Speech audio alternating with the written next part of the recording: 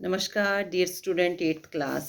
आज जो मैं लेसन आप लोगों के साथ थोड़ा सा बताना चाहूँगी वो है ईर्ष्या तू ना गई मेरे मन से। ये आपके पाठ्यक्रम का 20वां लेसन है। और जैसा कि हम सभी जानते हैं कि ईर्ष्या जो है एक ऐसा भाव है जो मनुष्य को अंदर से अंदर अंदर ही अंदर खोखला करता है।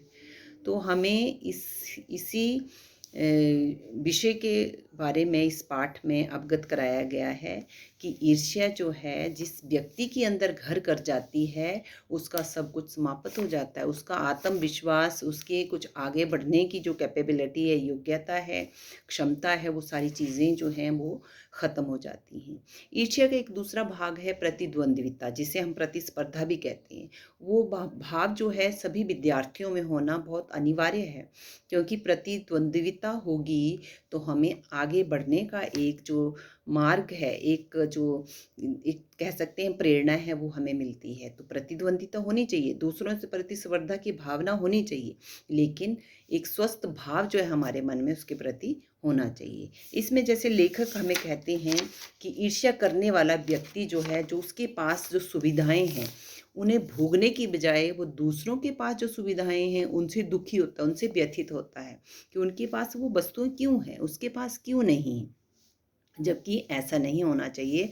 हमें आत्मसंतुष्टि की भावना होनी चाहिए और एक जिसको धैर्य की भावना होनी चाहिए और कुछ अच्छा करने की एक जिज्ञासा होनी चाहिए।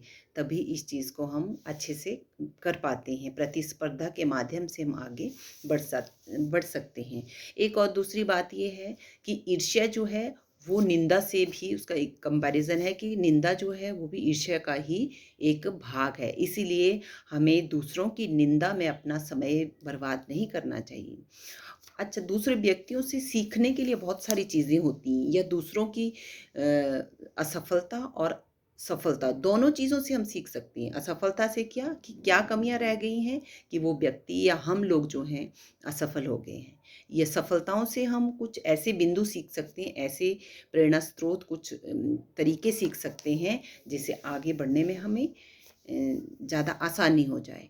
तो इसीलिए निंदा और निंदक लोगों से हमें हमेशा दूर रहना चाहिए। और ईर्ष्या जो है वो हमेशा जो करता है उसी को अंदर अंदर जलाती है, जबकि हम सोचते हैं कि हम दूसरों को दुखी कर रहे हैं, दूसरों की ईर्ष्या करके उन्हें नीचा दिखाने की कोशिश कर रहे हैं, लेकिन परोक्ष रूप से वो ये नहीं जानता है कि ईर्ष्या करने वाला व्यक्ति ही अपने सर्व गुणों का नाश कर रहा है। दूसरों जिसकी वो निंदा कर रहा है, जिसकी बुराई कर रहा है, उस पर किसी तरह का कोई असर नहीं होगा। वो आप अपनी मंजिल को तय करने के लिए आगे बढ़ता चला जाता, वो निरंतर गतिशील है ना। तो ईर्ष्यालु व्यक्ति का जो चरित्र है वो बहुत भयंकर हो जाता है। इसीलिए हमें ईर्ष्या के साथ साथ निंदा से भी दूर रहना चाहिए। जैसा कि मैंने कहा है कि प्रतिद्वंद्विता की भावना जो है वो हम सब में विद्यमान होनी चाहिए। यहाँ पे कुछ कोटेशंस दी हुई हैं, जैसे ईश्वर चंद्र विद्यासागर की और नित्से की। अब जो है विद्यासागर क्या कहते हैं, तुम्हारी निंदा वही करेगा जिसकी तुमने भलाई की है। यानी कि हम किसी की भलाई को देखकर जलते हैं, ईर्ष्या करते हैं और उसके बारे में अनाप शनाप बकने की कोशिश करते हैं और कुछ ऐसे अवगुण तलाशने की कोशिश करते हैं जो कि उस पर्टिकुलर व्यक्ति में नहीं होते हैं।